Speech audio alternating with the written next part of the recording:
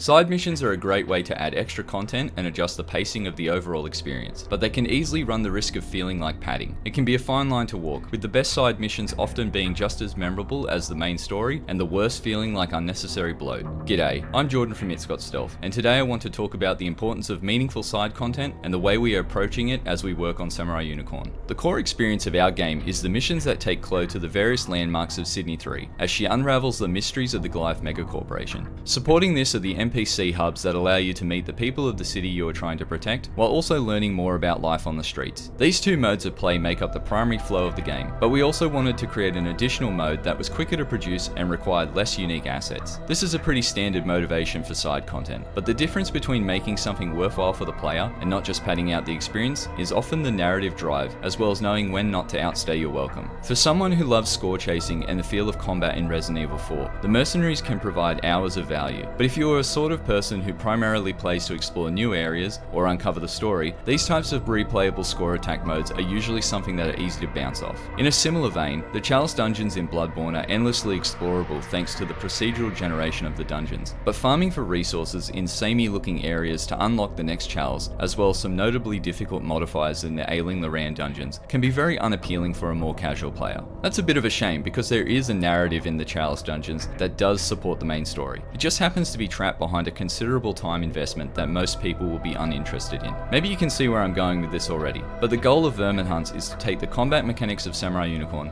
boost the intensity with a scoring system, and string together a series of missions with a narrative justification that feels in line with what you have come to expect from the rest of the game. The main point of difference here being that the entirety of the game mode would be assembled with the same level art pack to ensure that additional time wasn't being spent making unique environment art for each set of missions. Before doing any kind of additional modes or side content, I really need a strong narrative motivation and a clear place for it in the world. For verman hunts, this motivation would be found in the setting. The Pitt Street housing complex is a huge part of the world building for Sydney 3, but in the main story it would play a shockingly minor role and only really get mentioned in passing by characters you meet in the hubs. Verman hunts presented a great opportunity to send the player down into the depths of the lower levels, and in doing so create a side story that could run parallel to the main missions in order to produce interesting points of contrast. The Pit, as it is known by the people of Sydney 3, is a sprawling labyrinth of apartments and public utilities that forms the foundation of the city, making up the bulk of the lower levels. Unfortunately for the citizens living down in the Pitt Street housing complex, the vermin plague has flourished in the lower levels, and now dangerous new types of creatures have started to appear.